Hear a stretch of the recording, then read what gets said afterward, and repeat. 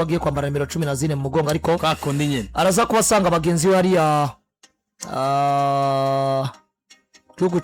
cha Finland Ireland entre ivyo bihugu iyo Manchester bari warira amayigo ko ashaka kugaragara bwa mbere nyuma yo kugaruka mwambaro wa Manchester kurukira bafitanye na equipe ya Associazione Calcio Milano ya Ruben Amorim yahoze ari umumenyereza wa equipe ya Manchester United. Ruben Amorim muri amazo irengera zitatu kwamira ntazira kugabura ingere bingana bari ko aramupakira none hatahiwe no hariya nka Kobe Maino harambye tumwanya wanyimye turaje tugufatiranye ari wanashima ni peut-être ntitwanagaruka kuri precision ariko usanga wari kuba ngo muri myu n'umworozi ukisanga wishoye mu bintu by'ubudandaje ça fait 3 matchs za precision na Mourinho zose yakubiswe yashaye kwiswe na Chelsea 3-0 arondera ibiriko biramushikira ibura twigarukira wanashima kuri Manchester United bwa mbere bigaragara ko amakuru yo kwizera nuko Marcus Rashford azwara umukinyi wa Man U gusumba uko mubona soze kuko bigaragara ko yifuza Barcelona birangira Barcelona musheshe birangira Barcelona imwirengagije avuga ati twe dufite izindi project turiko turubaka tubona taho twogushira ariko kandi kumva ko peut-être habayemo n'igisabo rimwe na rimwe cy'uwitwa Michael Carrick harimo no kwiyumvira kuri profile equipe ya Manchester tubona bigaragara ko atamwatakaza kwinjira mu buryo buri director ya Sofu nka bazirikizi bashobora no gusohoka rimwe na rimwe bivanye nuko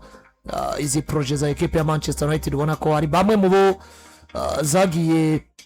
ziratunga mugabo nibashike explose ku rugero kuko buri iyo equipe iri mu bihe bibi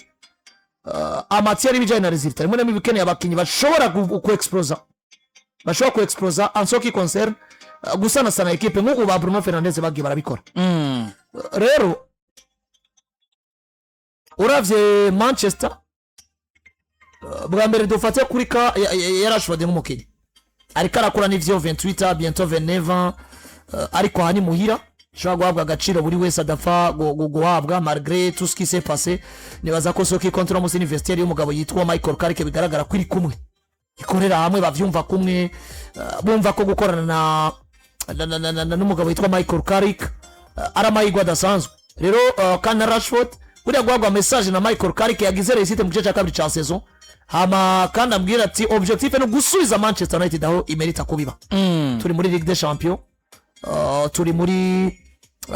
Premier League cette fois tugiye tubona nk'abakandida nubwo twagiye turagaruka kuri mercato yabo rimwe na rimwe tukavuga ati hariho amwe mu magiste ba Manchester ategeza gukora kuko wabuze Casemiro réellement bigaragara ko Casemiro akagomba gusubirirwa na Andre Santos bigaragara ko akigomba kumenyera canke Yuri Tielemans bigaragara ko ari karagenda Casemiro c'est un joueur de classe mondiale ategerezwa gusubirirwa probablement ni classe mondiale rero ivyo twagiye turabivuga ko mugabo nawuzi ko Mail Vagere kuko babo mubo yagiye rasibura mugabo witwa Carrick yarabavuze yarasibura Matheus Fernandes yigira kwa Tote Sandro Tonali même chose Elliot Anderson birangira yigire kwa Man City bivuze ngo abakinyi do class batatu beza Manchester yagira rasibura mu musubirizi wa Carlos ni Casemiro bose barababuze rero nta yandi mahitamo bafise ariko no kuraba uburyo baza kuba bariko barajista nibi gusa igari nuko Manchester mwaka uzizo ambitious zirari rero kuri Marcus Rashford nimbugiro amayigo gwagwa message n'umulegende wa equipe nka Carrick ariko kandi ugasanga equipe iri en pole position yo kwitaba amayiganwa meza kubera ko bugicatira aba grand joueur ni seruka amayiganwa akomeye kuko muno musi Chelsea urabona uburyo biriko birayigora gukonveka umukinyi kwaje gukina Premier League na FA da Carabao gusa hajya haza wa mukinyi akiri muto ariko kandi anizeye ko ejo canke ejo Chelsea izogira gute izohagaruka ko nka Rodgers n'abandi bagatandukanye biracari bato mugano musi dufate nk'umukinyi w'imyaka 27-28 peut-être Stragorinze yifuza projet ishobora kumugeza ku rugero rwo gutwara Ligue des Champions none wacuja muri equipe itari kire ikintu mu mwaka biragoye cyane ariko ndofatiye nka karorero nko ku mico y'abarundi ariko umuco wo kuramukanya guhura n'umuntu kamuha mwaramutse canke mwiriwe numuco warundi donc nunabona umuntu atawugenda yashobora kuba yifitiye ibindi bibazo bimuhanze mu mutwe mugabo numwe mu mico y'abarundi muri Manchester Ferguson yarabaremyemwo ADN yuko umukinyi wese yakiniye Manchester ku ngendo yiwe nimba baza bagukuye muri Milwaukee Bucks nimba babana ko muri izi za Coventry City mu gihugu cy'Ubwongereza nimba baza bagukuye he bivuze wewe ugomba kugira DNA ya Manchester United vyanka bikunda Michael Carrick n'umwana wa West Ham United mugabo yatwaranye EPR na Manchester United yatwaranye na Champions League ku ngendo mugabo yitwa Ferguson uno munsi numwe mu bagabo ariko bereka Manchester United ngo kiziririzwe novuga ngo kufata umwana wa ekipe ngo ufe kumutererana uko wishakiye buriya Marcus Rashford il est l'un des meilleurs joueurs bavuye mu academy kabo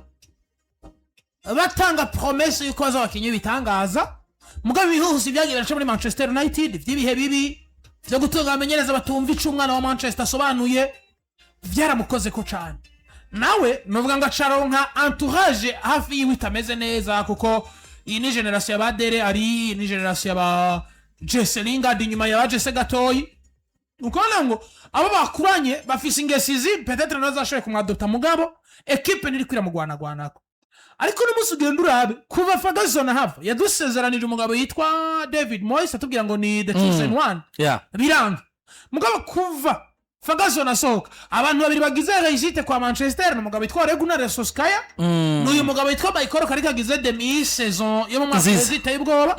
bivuze ngo abo bose ariko bagira ibihe vyiza n'abantu babanye na Ferguson muri Manchester United bazi ngo buri muntu wese akinira Manchester cyangwa ari muri nzu ya Manchester ugomba kwisacrifier umubiri n'umutima ugakorera equipe yitwa Manchester. Aba legend barayikora ko nabonye uyu mugabo arimo Ryan Giggs bavuga ati twe twarakoze ibishoboka byose kugira ngo dukonveke Elliot Anderson ko yoza muri Manchester. Bagarutse muri Manchester United muri saison shasha. Michael Carrick avuga ngo ivyo mwoba mwarapfuye byose na Marcus Rashford nkundira ndamutunge muri squad yanje ukabona ngo abarongozi abagiye batandukanye nibifuza Rashford kugaruka mugamba Michael Carrick abana Rashford akavuga ngo kubera kino kwizera Brian Mbeumo kubera kino kwizera Mateus Cunha kubera kino kwizera Anton nako uyu mwana wa Madi Diarra n'abandi bagiye batandukanye nk'aba Joshua Zirkizi no kwizera Marcus Rashford bivuze ngo kumugarura muri equipe no muzi ashobora kuzogira ibihe vyiza agendeye ku kuntu mbona equipe muzi burongozi bumumenyereza azi tension iba muri iriya nzu iyo ibihe bimeze neza niyo bitameze neza azi ngene bishobora kuba regle mu mwanya muto yo kwicarika abana bose ushiremo na Marcus Rashford bavuye muri academy ya Manchester akabwira ati hano urabana ba academy ariko twe twahabaye gutya tugomba kuba gutya kugira ngo equipe isubire kuba nziza buri iyo equipe isobanuye vyinshi vyose mu mpura mu guca ubwongereza bakuvuga ngo Michael Carrick ndamuvise mu cizere cyo kuvuga ngo réussite ya equipe unamuzi shingiye kuri we gusumba kwizoshingira ku barongozi ngo barongozi ntibahindutse ahubwo Manchester United no muzi umukinyi wose ashobora kuzokina Yisanze Alez wanashima tumwe no mumenyereza ni jambo mumenyereza mubwira kubera ko iriyanza imenyereye cyane bon deje vuze ica ba legend uribuka ko twigeze kuvuga kuri hariya mugabo twigeze kuvuga ninde yari kare karta abakinyi bagiye batandukanye premièrement babongereza nibis en plus akikarta n'abana bo muri academy je pense hari kuri imbere ya ari kuri Eric Ten Hag yasubiriye nde Ten Hag yasubiriye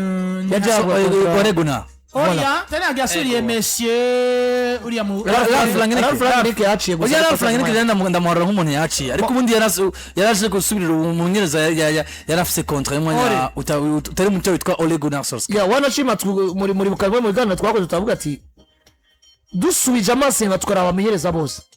mu bihugu bigiye bitandukanye megano bakina bisanga ari ibintu bibiri rimwe na rimwe bisaba kumiza ko cyane imvukira n'abana ba equipe donc babandi bayikuriyemo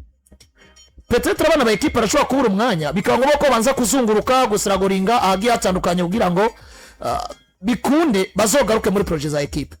mugabo avant tout iyo ugira amahirwe yo kwisanga ufise equipe nziza biragoye kuzosanga iyo equipe itahaye ijambo abana bitwa karabo mwico gihugu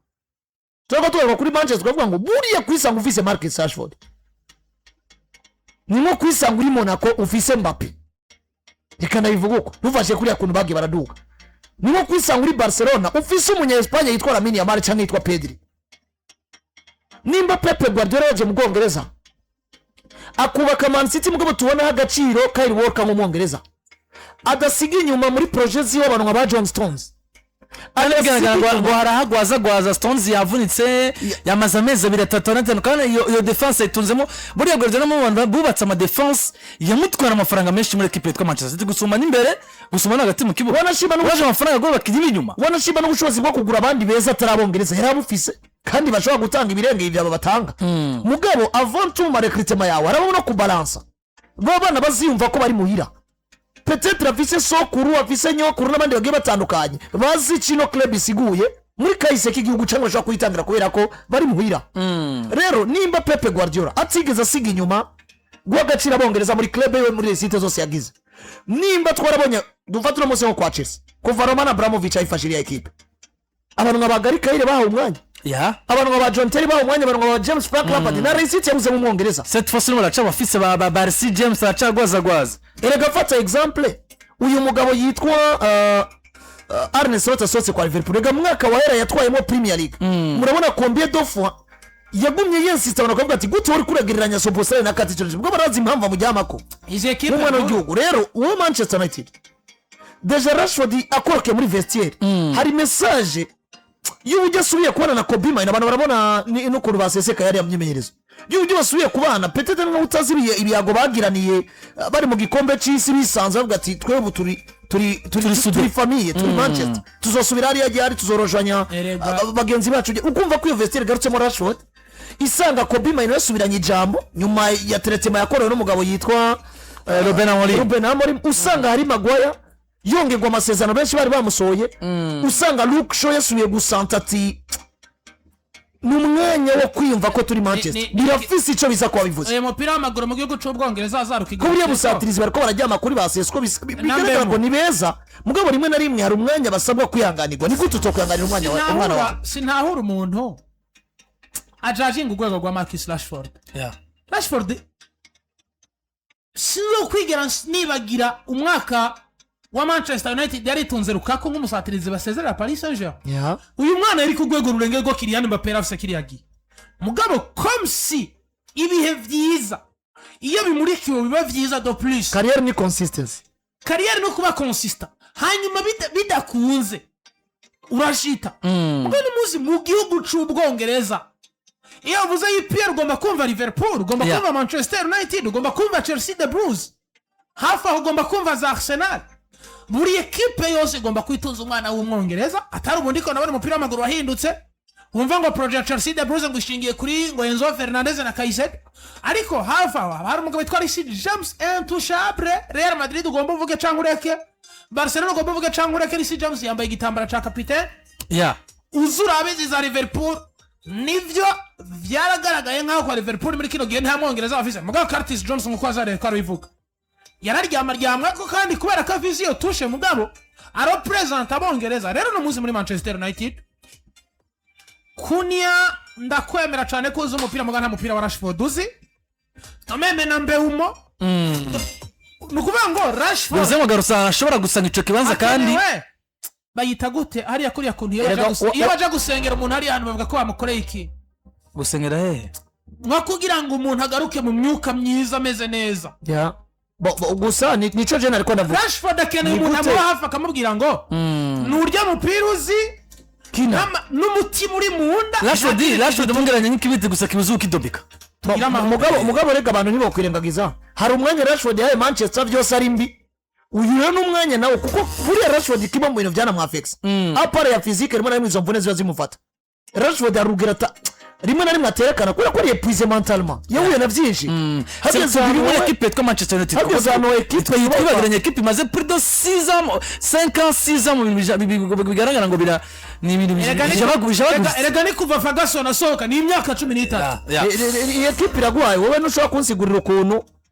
utogwaza Rashford agaruke mu bihe vyiwe mugena wafise ivyo kenshi yaguhaye igihe warugize gute warugwaye mentalement baramwishe hageze ahantu ubwira umukinnyi nka Rashford ati si Amorim yakwirukanye ngo ni decision equipe ugatsizwa za Aston Villa Rashford yagarutse muri equipe yitwa Manchester United subira na nimero 14 yiwe ari yarigeze kuyambara 14 of course muri Manchester United